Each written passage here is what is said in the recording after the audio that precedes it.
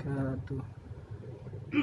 Alhamdulillah, nahmaduhu wa nasta'inuhu wa nastaghfiruh wa na'udzu billahi min shururi anfusina wa min sayyiati a'malina.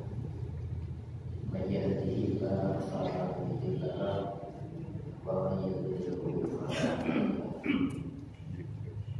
Asyhadu an la ilaha illallah wahdahu la syarika lahu wa asyhadu anna Muhammadan abduhu wa rasuluhu la nabiyya wa la rasula ba'da. Allahumma shalli wa sallim wa barik ala Muhammadin wa ali Muhammad kama shallaita wa sallamta wa barakta ala Ibrahim wa ali Ibrahim fil alamin innaka Hamidum Majid. Saudara sekalian, sejenak marilah kita sediakan waktu kita untuk bersama telah memahami materi tafsir Al-Quran, sertakan harapan kepada Allah semoga Allah telah malam hari ini Allah memberikan kepada kita taufik hidayahnya, bimbingan serta pemahamannya. Untuk itu mari kita buka telah malam hari ini dengan basmalah. Bismillahirrahmanirrahim. Saudara sekalian, sebelumnya insyaallah kita telah surah Al-An'am ayat 159. Sebelumnya dibahas tentang Al-Quran. Al-Quran ini sebagai standar laku. Maka supaya hidup kita ini berdua berkah, maka fakta diukur ikuti dia. Siapa dia ini? Ya Al-Quran ayat 155. Wahada kitabun anzalnahu mubarak. Dan inilah kitab yang kami menurunkannya, mubarakun yang diberkahi. Mana barokah itu? Bertambahnya kebaikan-kebaikan pada semua buah laku yang tidak dasarkan pada Al-Quran. Ibaratnya pohon, maka serapan air itu akan menghasilkan apa? Buah. Jadi itu kata sikap sepak terjang perbuatan kita ini buah-buah yang diberkahi. Tidak saja mengenyangkan, namun menyehatkan. Maka fakta biru ikuti dia. Apa standar lakunya? Makanya disebut hudan itu standar laku bimbingan. Wataku mana taku jagalah standar. Wako itu artinya kita artinya serius menjaga. Ya, wataku hati-hati jaga. Nah, untuk kamu agar dengan sikap serius menjaga standar laku tadi, Tuhanmu kalian dirahmati oleh Allah SWT. Orang yang tidak mengikuti standar hidup Quran itu tidak akan pernah memiliki berkah apapun. Buah-buah laku, tingkah laku, sepak terjang, perbuatan. Dan tidak dirahmati. Kalau tidak dirahmati lawannya apa? Kutuk, dijauhkan dari rahmat. Jadi dalam Allah, dikasih contoh. Ihdinas siratal mustaqim, siratal ladzina an'amta 'alaihim. An'amta 'alaihim orang mengikuti Al-Quran. Ghairil maghdub bukan yang dimurkai, yang dijauhkan dari sayangnya Allah. Kenapa dikasih standar hidup tak mau? Itu standarisasi kehidupan yang baik. Makanya ghairil maghdub bukan yang dimurkai. Walau dhalin bukan orang-orang yang sesat. tujuannya Allah tapi jalannya bukan Islam. Ini ya. Sehingga Rasulullah jelas mentafsirkan, mana tafsir itu penjelasan. Al-Mahdud itu kan masih mubham, belum jelas. Maka Rasulullah menjelaskan Al-Mahdud al-Yahudi, yang dimurkai itu Yahudi. Kenapa? Dia tahu kebenaran tapi melawan kebenaran yang diketahui benar. Makanya dimurkai. Sehingga ada larangannya. La taj'alu qauman ghadiballahu 'alaihim. Jangan kau jadikan pengendali dirimu orang-orang yang atau kaum yang dimurkai Allah. Gitu ya. Al-dhalin Nasoro. Siapa Nasoro? Al-dhalin. Tujuannya Allah, jalannya tersesat. Ibaratnya titik start dengan titik tujuan tidak akan sampai. Tujuannya Allah, tapi titik startnya itu bukan Islam. Sehingga para ulama menerjemahkan. Kenapa orang Yahudi disebut Maghdup? Ya, mereka tahu kebenaran, namun justru sulit kebenarannya diketahui. Ya. Kemudian orang Nasrani disebut sesat.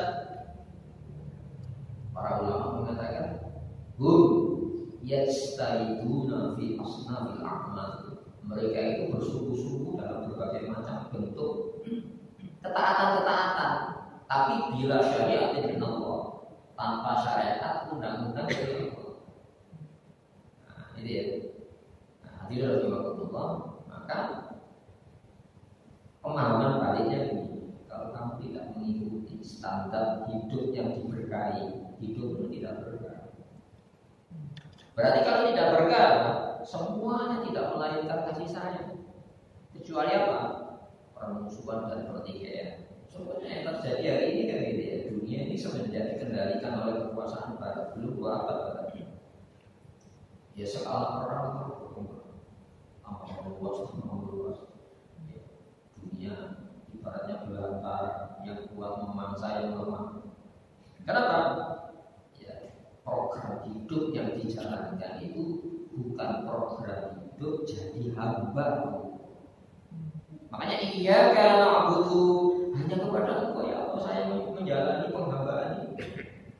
Karena hanya itu sulit. Wah iya karena nasta'in tidak murni, manusia tidak bisa murni. Wah iya karena nasta'in maka hanya kepada Engkau ya Allah saya mohon pertolongan untuk murni. Jadi, tidak apa-apa nanti dimurnikan sendiri oleh Allah. Nah, itu sudah kita bahas. Nah, sekarang innal ladzina farraqu dinahu. Sesungguhnya orang-orang, makna farraqa itu memecah-mecah dari kecil-kecil. Gitu ya. Sama dengan qatta'a itu motong kecil-kecil. Farraqu memecah-mecah jadi kecil-kecil.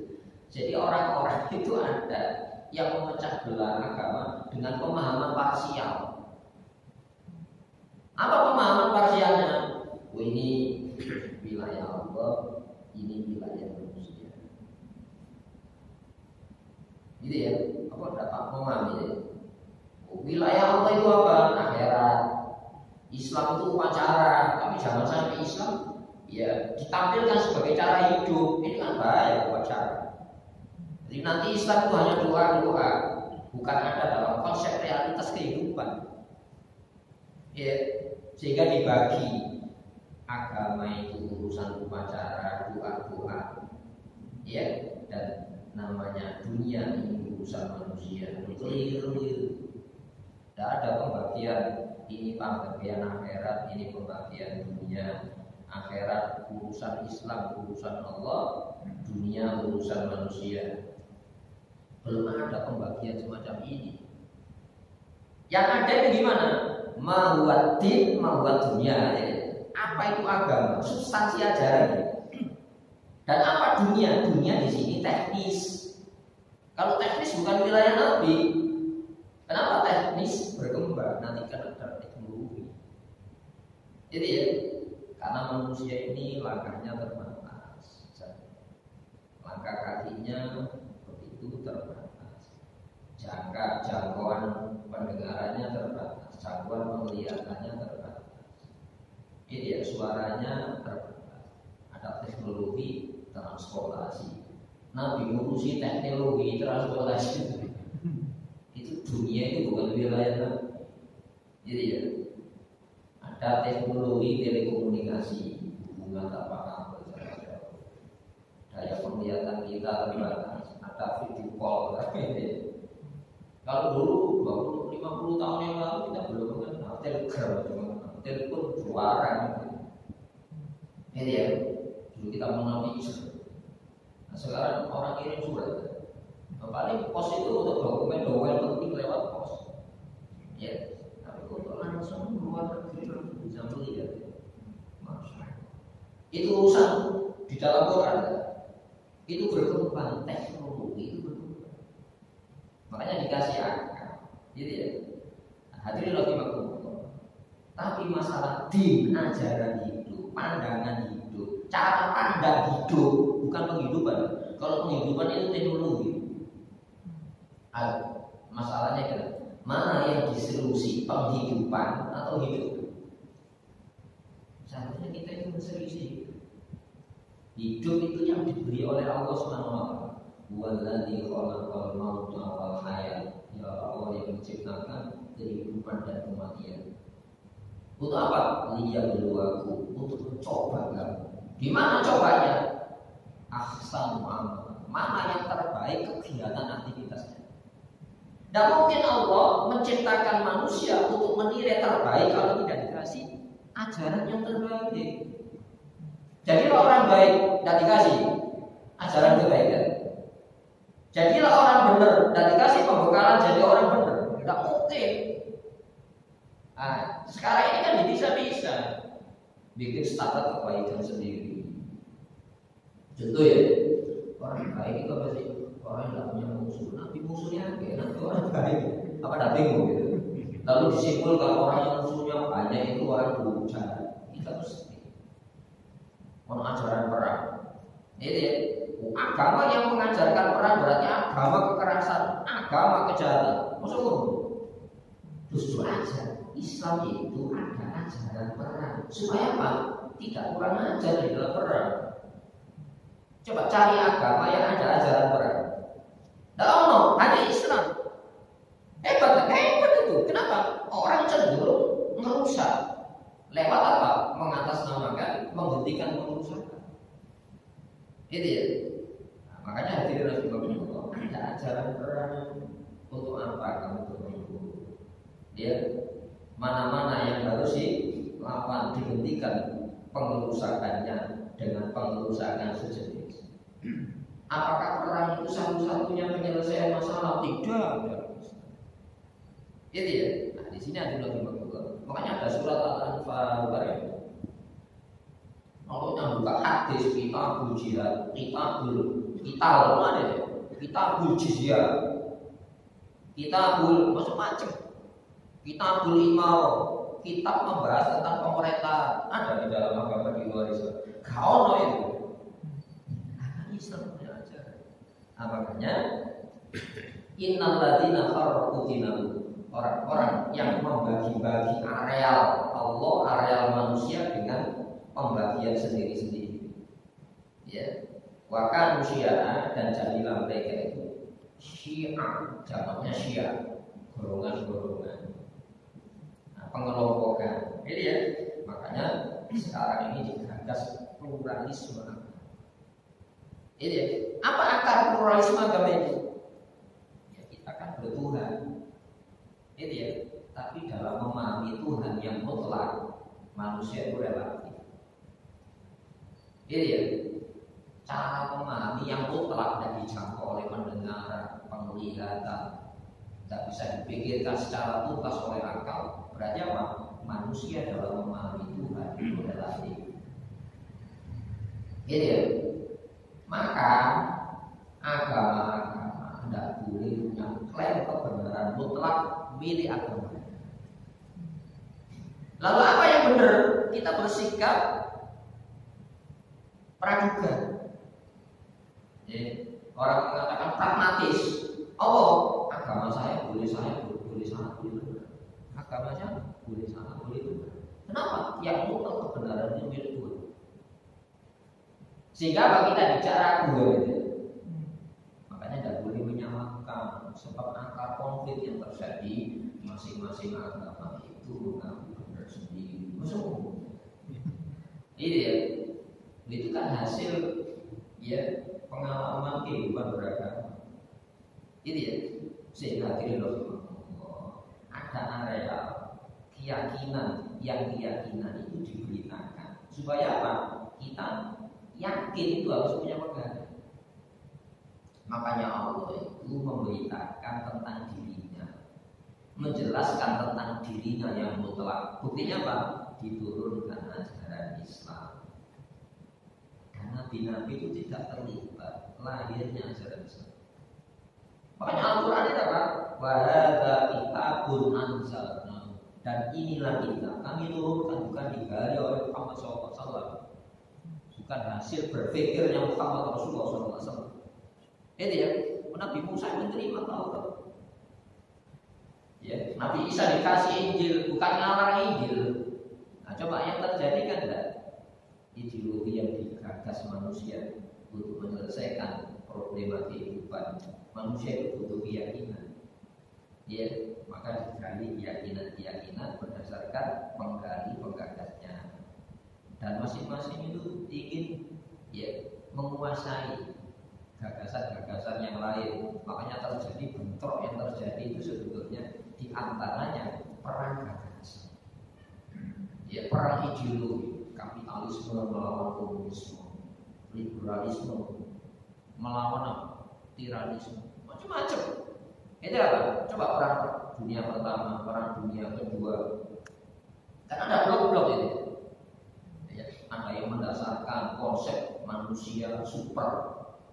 Ya, berdasarkan apa? Oh, manusia ada manusia Jepang. Oh, Jepang itu keturunan dewa matahari. Dari pemimpin Jepang itu diyakini keturunan dewa matahari dan dia berhak untuk dipatuhi rakyat Jepang. Maka bikin blok dengan Mussolini tadi. Ini Jerman dengan ajaran Hitler itu Arya kelas Arya itu mendominasi kelas-kelas yang lain. Bikin blok dan perang terjadi saling membunuh. Kenapa? Mempertahankan standar keyakinannya Al-Quran. Bukan digagas oleh Nabi diturunkan, bukan digagas oleh Rasulullah, tapi itu diturunkan seperti yang kitab-kitab Muslim sebelumnya Taurat dan Injil. Jadi maka manusia mereka itu blok-blok ideologi tadi. Lasta tidaklah engkau Muhammad, lasta ini tidaklah engkau Muhammad SAW minggu termasuk golongan mereka. Fisyai'in sedikit pun dalam ide gagasan mereka. Islam itu diturunkan sebagai standar hidup dan kehidupan. Masalah penghidupan kamu jauh lebih tahu. Gitu ya. Apa pandangan hidup Islam? Kamu dihadirkan di dunia ini statusnya hamba, jabatannya khalifah. Untuk apa? Memanage dunia ini dengan standar manajerial Islam. Ini ya. Innama sesungguhnya tidak lain amruhum, urusan mereka itu Allah dikembalikan kepada Allah. Kenapa? Ya memang mereka semacam itu. Al-Quran disebutkan ini. Wadzalika khalaqahum.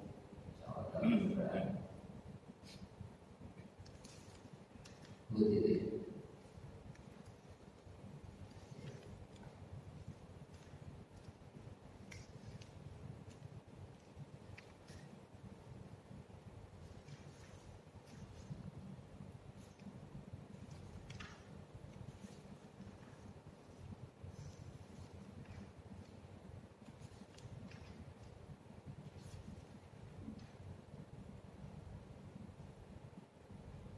Ayat surat Hud ayat 118.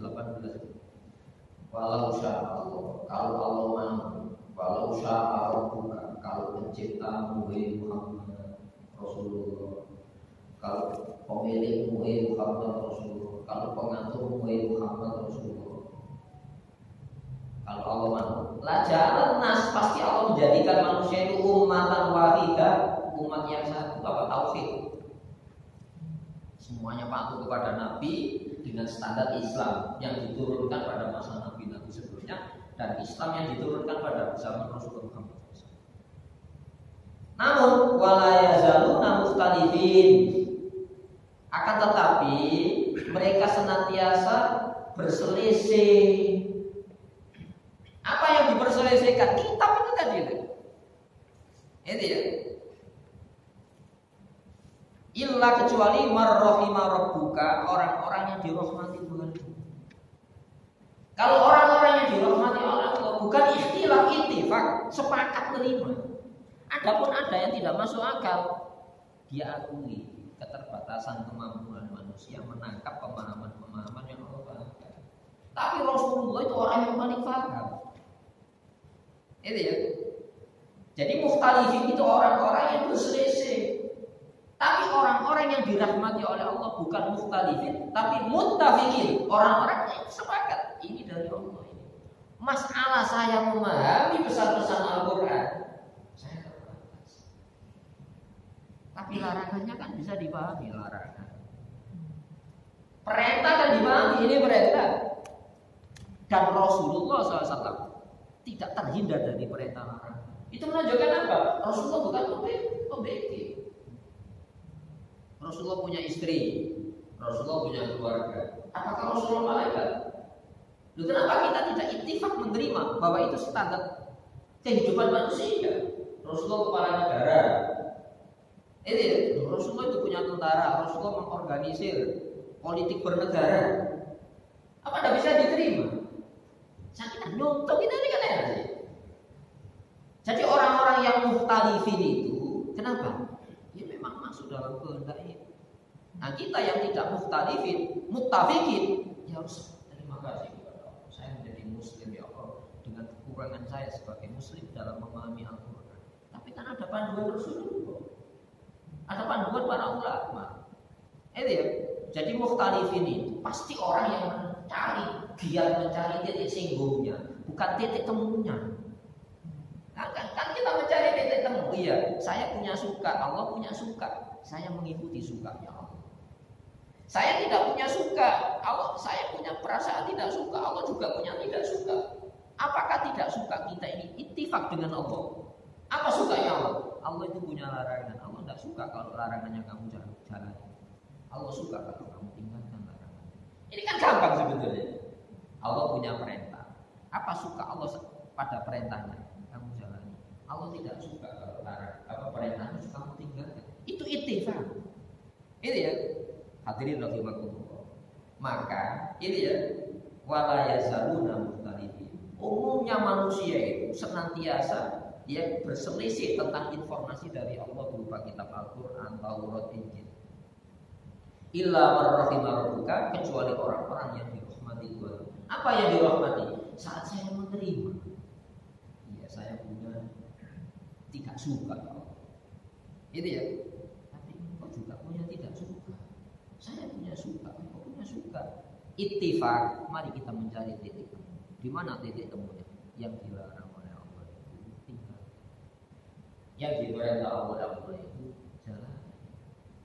Kekurangannya milik kita, kesempurnaan milik Allah. Dan Allah itu paham. Kenapa? Allah sendiri mengatakan wa ma qadarullaha haqqa qadri.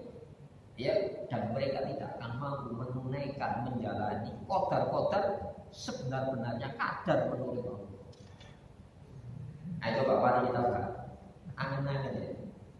Ketika kita sujud, apakah sujud kita itu mewakili ya kehormatan Allah?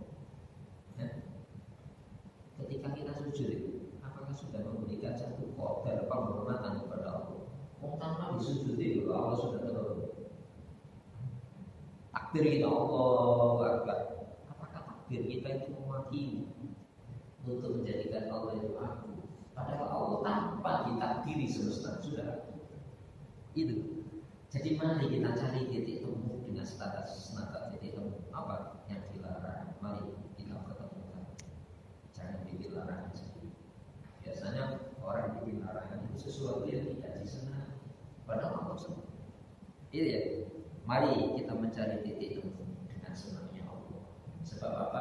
Biasanya orang itu akan menjalani apa yang disenangi. Berarti apa? Ada bukan ibadat, yang namanya ibadat itu kepatuhan dengan standar Allah Subhanahu.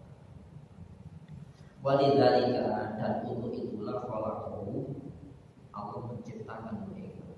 Untuk apa itu?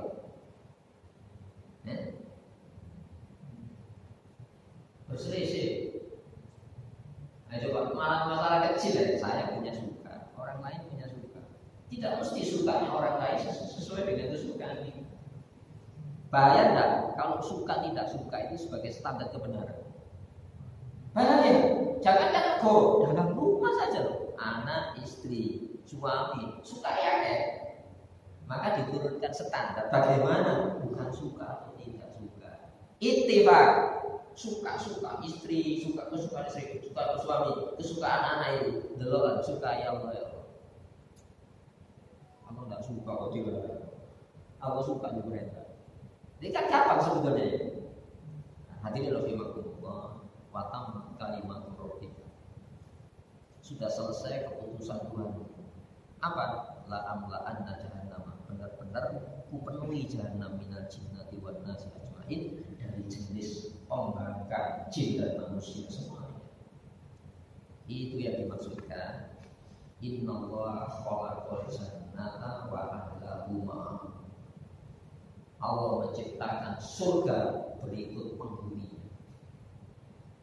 Wa khalaqal annar wa ahlaha mithla, dan Allah menciptakan neraka beserta penghuninya. Tapi standarisasi supaya kamu jangan jadi ahli neraka sudah diturunkan. Penyelamatnya sudah diturunkan. Supaya kamu jadi ahli surga, ini standarnya itu. Wilayah kita ini standar ini yang diberitakan ini. Supaya apa? Kan untuk mengangkat diri. Kalau saya itu tidak memenuhi standar untuk jadi ahli surga, patutkah saya minta surga? Jadikan kami ahli surga, lu jangan ke neraka. Maka Allah menerangkan, kalau kamu masuk di sini, ya masuk ahlinya nanti. Itu ya. Nah, makanya doa di sini bukan doa upacara. Sekarang doa kan dijadikan upacara. Kata Pamungkas, oh terserah Allah. Oh terserah Allah, Allah juga menyerahkan standar loh. Standar ahli neraka, standar ahli surga sudah diserahkan. Gitu ya. Nah, wilayah kita ini standarisasi ini. Masalah kodok itu urusan Allah. Keputusan yang saya tidak tahu itu apa yang tahu. Itu ya. Tapi selagi hidup di dunia ini diperintahkan hati-hati. Apa perintahnya? Ya ayyuhalladzina amanu, orang yang sudah percaya neraka. Ya ayyuhalladzina amanu, orang-orang yang sudah percaya surga. Ini ya, ittaqullah, hati-hati, jagalah Allah. Allah sudah menginformasikan standarisasi yang menyebabkan kamu termasuk kategori ahli neraka, termasuk kategori ahli surga. Hakoti, dengan sebenar-benarnya menjaga takut. Orang takut kan punya pegangan. Ini takut neraka tidak punya pegangan. Ini takut tidak dapat surga tidak punya pegangan. Ngawur ini. Hadirin Allah. Pesannya Allah. Wala tamutunna, sekali-kali kamu jangan mati illa kecuali wa antum, kondisi kematian kamu itu muslim. Muslimun apa? Orang yang menyerah kepada standar yang sudah Allah sebutkan. Kebanyakan kita itu kan menyerah kepada apa siapa yang saya cintai kan? Menyerah. Coba dengan orang yang kita cintai, apa yang kita cintai, menyerah. Tidak berkutik. Oh tidak boleh. Standar senang tidak senang itu harus disalurkan yang menyelamatkan. Itu ya. Banyak orang takut tapi tidak punya standar pegangan. Kamu. Nah, coba gini ya. Setiap orang itu kan punya keyakinan adanya celaka. Yakin tidak kalau celaka? Belum terjadi. Itu namanya gaib. Makna ma'goba'anna itu apa yang saya tidak tahu. Kenapa? Belum terjadi. Padahal Allah itu ya'lamu ma baina aydihim wa ma khalfahum. Ayat kursi. Jadi Allah tahu di hadapan mereka yang belum terjadi dalam hitungan menit, detik, ini jam, hari, minggu, bulan yang belum terjadi. Allah tahu. Ma baina aydihim di hadapan kita. Wa ma khalfahum yang sudah lewat di belakang kita yang sudah jadi sejarah. Lali, makanya diberitakan Quran berbicara tentang sejarah. Makanya ada surat Al-Qasas, kisah-kisah. Supaya apa? Tidak lali yang sudah terjadi. Itu Allah. Hadir ya. Loh, yang tahu yang belum terjadi. Yang tahu yang sudah terjadi malah kamu lupa. Itu yang menurunkan standarisasi keselamatan. Gitu ya. Itu yang menurunkan standarisasi supaya kamu tidak celaka. Hadirin rahimakumullah. Jadi innama amruhum ilallah, sesungguhnya dikembalikan urusan mereka itu kepada Allah. Kenapa? Allah sudah menurunkan pengaman-pengaman ya berupa larangan mereka.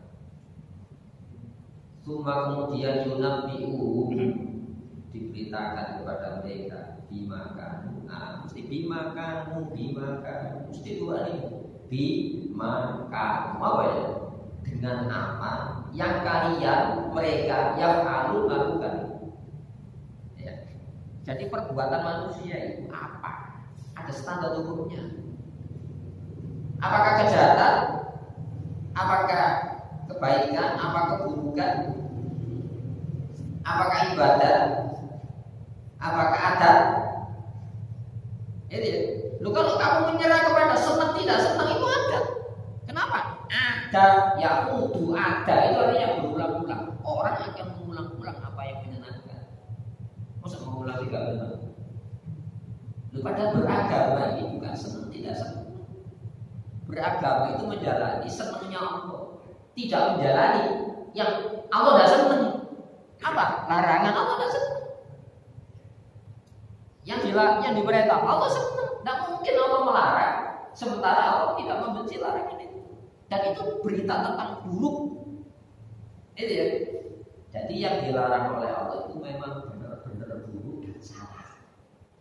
Yang diperintah oleh Allah itu memang benar-benar benar dan baik. Nah kalau menggunakan standar akal yang macam-macam, ini makanya akal ini alat, bukan satu-satunya alat untuk benar. Itu hanya alat analisa yang diberitakan oleh Allah berupa larangan, yang diberitakan oleh Allah berupa perintah. Coba pikir, jangan berpikir nolak, bukan muhtatif menentang, tapi apa? Mutafik menerima perintah. Iya, saya tidak sempurna meninggalkan larangan.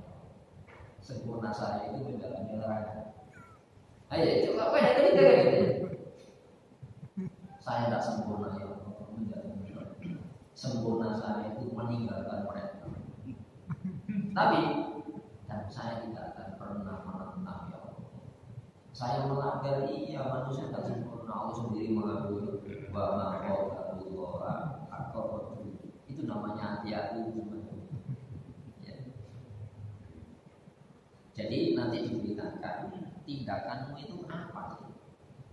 Apakah tindakan ibadah, apa adat? Ini ya. Apakah jahat menurut Allah? Apakah baik menurut Allah? Ini ya, itu nanti manusia itu banyak yang terjelek. Saya dulu kan berbuat baik. Iya, tapi standarisasi kebaikan bukan dari Islam. Lu saya kan benar menurut hukum. Iya, tapi bukan hukum Islam. Masya Allah, jangan sampai kesadaran kita ini ya muncul di saat waktu yang tidak tepat tentu saja. Makanya Al-Quran ini peringatan-peringatan. Wal-Quran ini demi Quran yang penuh peringatan, penyadaran. Menja'a, siapa yang ja'a itu itu membawa datang, artinya apa? Berbuat. Menja'a bil hasanati, siapa yang membawa kebaikan, apa? Nanti kepada Allah. Baik menurut siapa? Meninggalkan larangan Allah itu baik. Menjalani perintah Allah itu menjalani larangan Allah itu buruk. Bisa dipahami?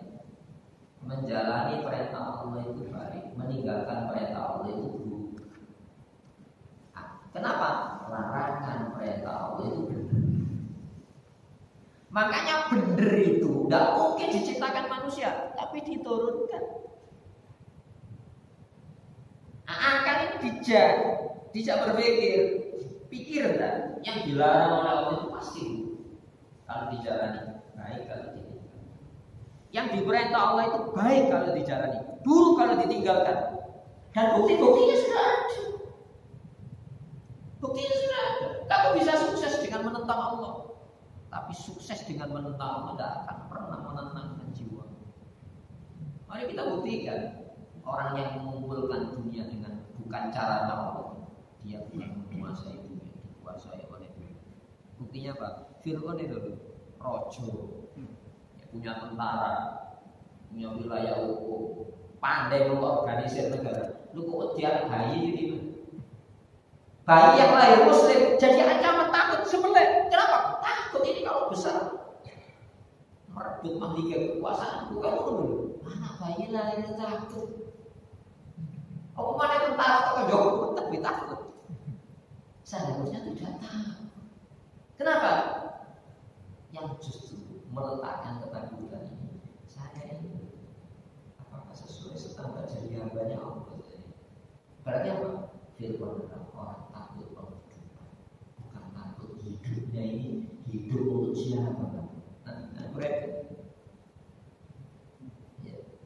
Qul inna sholati wa nusuki wa mahyaya wa mamati lillahi rabbil alamin. Ayat 162 itu. La syarika lahu wa bidzalika umirtu wa ana minal muslimin. Status penghambaan kita ini itu yang seharusnya kita takutkan dalam hidup. Bukan penghidupan. Ini pernah dipahami. Ya Allah, berikanlah kami jadi hambamu. Sebab di dalam ikrar sholat iya karena dulu hanya kepada Engkau saya menghamba ya Allah. Ini bisa berubah-ubah. Terancam, tidak pernah merasakan.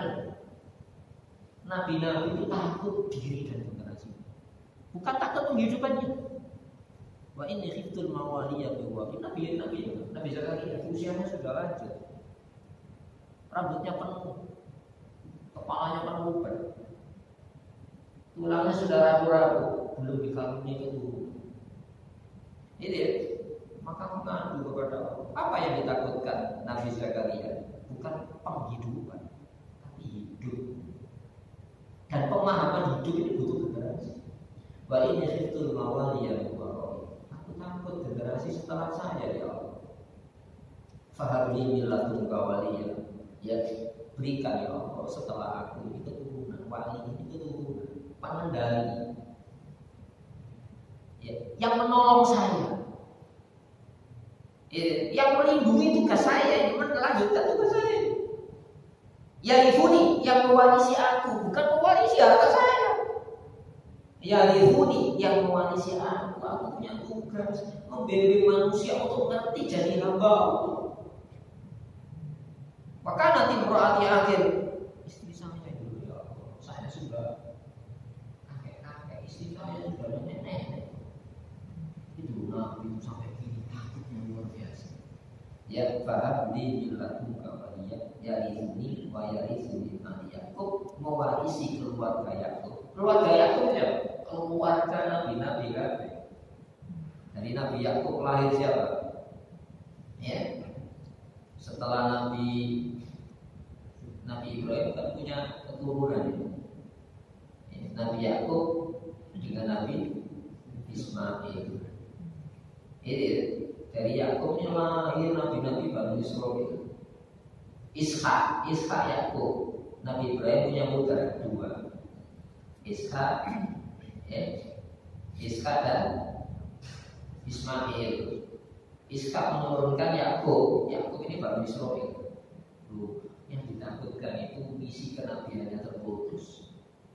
Makanya Hanya Nabi Ibrahim setelah bangun Ka'bah, Rabbana waj'alna muslimaini laka wa min dzurriyyati, ya Allah, Rabbana waj'alna muslimaini laka wa min dzurriyyati, ya Allah jadikan aku dan Ismail ini ya dua muslim, dan anak cucuku nanti muslim semuanya, jangan sampai ada yang murtad dari Islam.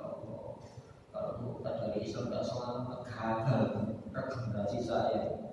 Itu ya, itu ketakutan Nabi.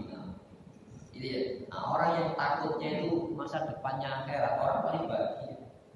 Orang yang kalau ketakutannya hari ini, itu orang yang paling tidak bahagia. Buktinya apa? Fir'aun penakut. Akhirnya apa? Bisa selamat. Jangankan menyelamatkan pengikutnya, menyelamatkan keluarganya, dirinya sendiri, malah istrinya yang selamat, tapi dicederai oleh istrinya.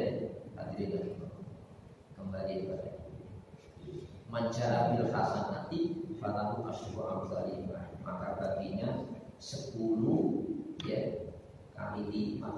Allah sayangnya itu. Jadi muslim itu luar biasa, sebab muslim itu orang yang patuh dengan standarisasi baik buruk benar salah dari Allah. Bukan suka tidak sukanya. Ini ya, maka muslim itu kalau melanggar satu, ya jadi satu. Wa man jaa bisayyi'ati, siapa yang datang menghadap Allah dengan sayyi'ah. Sayyi'ah itu kejahatan, keburukan. Menurut standar siapa? Allah. Fala yujza, maka tidak akan dibalas illa mislah, kecuali sedih. Itu sayangnya Allah kepada muslim. Engkau tidak sempurna. Karena tidak sempurna, satu ketaatan digandakan sampai 10 kali lipat dan sampai tak terhitung. Muslim menghadap kepada Allah ya dengan satu pelanggaran, ya bisa atas satu pelanggaran. Wa ulai namun sedangkan mereka tidak pernah ditoimi, tapi dia tidak pernah keluar menentang ajaran Allah, melanggar. Itu muslim itu banyak dapat dari muslim. Ya.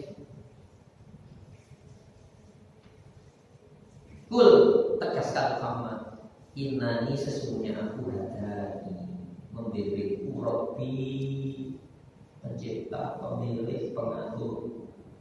Hadani, Rasulullah itu bukan menciptakan standar hidayah, tapi dibimbing oleh Allah SWT. Mari kita mengikuti manusia yang terbimbing. Tidak ada manusia yang paling terbimbing kecuali Rasulullah Muhammad SAW. Maka syahadat kita itu dua. Asyhadu an la ilaha illallah, percaya Allah yang menurunkan bimbingan. Asyhadu anna Muhammadar Rasulullah, dan aku mengaku manusia yang paling terbimbing itu Rasulullah Muhammad SAW. Jadi ya, Rasulullah hanya membawa tugas, bukan menciptakan material tugas. Jadi ya, ila siratim mustaqim, kepada jalan yang lurus. Apa makna jalan lurus? Titik startnya, niatannya dalam rangka apa? Tujuannya apa? Allah. Pembimbingnya siapa? Muhammad Sallallahu Alaihi Wasallam. Jadi jangan tanpa pembimbing. Sampai orang Yahudi Nasrani tujuannya apa? Cinta. Itu ya. Tapi kamu cinta Allah itu tanpa pembimbing tidak bisa. Siapa pembimbing hidupnya? Rasulullah Muhammad SAW. Maka tidak ada nabi yang sepak terjangnya, tutur kata, perbuatannya, sampai diamnya itu dicatat sebagai kecuali Rasulullah SAW. Kalau nabi-nabi makamnya masih diindikasikan, makam Rasul masih ada. Orang dekatnya dimakamkan di situ. Tidak ada nabi yang terang riwayat hidupnya. Catat tutur katanya kecuali Rasulullah Muhammad SAW. Kenapa? Itu standar pamungkas akhir usaha. Kalau dulu kamu sujud kepada tidak aku anggap. Sekarang saya tes, saya uji sujud kepada Adam. Usjudu li Adam. Itu sebetulnya usjudu li. Sujud itu milik saya, tapi sekarang saya tes perintah usjudu li Adam, sujud untuk Adam. Itu tes, makanya syariat larangan, perintah itu tes-tesnya. Jangan lalu ingin menyembah Allah tanpa dengan caranya sendiri, ingin mencintai dengan kesadaran cintanya sendiri. Maka diperintahkan, kul in kuntum tuhibbunallaha yautina sawfa. Kalau kamu pengabdiannya itu dalam rangka mencintai Allah, tidak liar cinta itu, fattabi'uhu, ikuti aku. Itu ya. Jadi butuh standar hidup. Jangan agama diterjemahkan sendiri-sendiri. Saya punya tafsir sendiri tentang agama. Itu gagasan itu pernah dilontarkan iblis di hadapan Allah. Tapi tidak benar iblis memelihara tauhid, tidak mau sujud kepada Allah. Itu tidak benar. Dia ingin punya standar sendiri menyembah Allah. Tidak, secara itu standar. Itu ya, seolah-olah gitu. Berarti tidak mulia kalau sujud kepada Allah, meletakkan kemuliaan dengan mengikuti perintah. Itu ya, asalnya itu pemahamannya. Jadi Allah itu punya standarisasi kemuliaan, tidak mulia. Mari kita ikuti. Kenapa Rasulullah sudah dipilih? Dinan berupa agama, pedoman, agama, standar laku, kiaman. Kiam itu maknanya lurus. Tujuannya Allah, caranya Islam, lurus. Titik startnya Islam, tujuannya titik finishnya Allah. Millata, mila itu jalan hidup Ibrahim. Liku jalan hidup Ibrahim. Hanifah yang lurus condong, niatannya Allah, caranya Islam. Ini ya. Wa may yabtaghi ghayra islami dinan falan yuqbal minhu. Siapa yang mencari standar kepatuhan di luar Islam tidak akan diterima. Orang itu tidak ada. Bahwa bil akhirati minal khasirin, di akhirat termasuk orang-orang rugi. Kenapa kau rugi? Berbuat justru tidak menyelamatkan, malah mencelakai. Gitu ya. Bahwa kana minal musyrikin, dan tidak lagi kau termasuk orang-orang yang menyertakan selain Allah sebagai tujuan dan cara. Allah tujuan, Islam sebagai cara. Gitu ya. Tidak bisa dulu. Jadi kita jangan sampai terlibat menjadi orang-orang yang membagi-bagi Islam secara parsial. Ini wilayah Islam, itu wilayah urusan akhirat, dan dunia itu urusan manusia. Sehingga Islam itu secara agama upacara, bukan sebuah agama cara. Semoga yang berdoa ini akan menjadi bimbingan hidayah bagi kita. Mari kita berdoa kepada Allah Muhammad wa ala alihi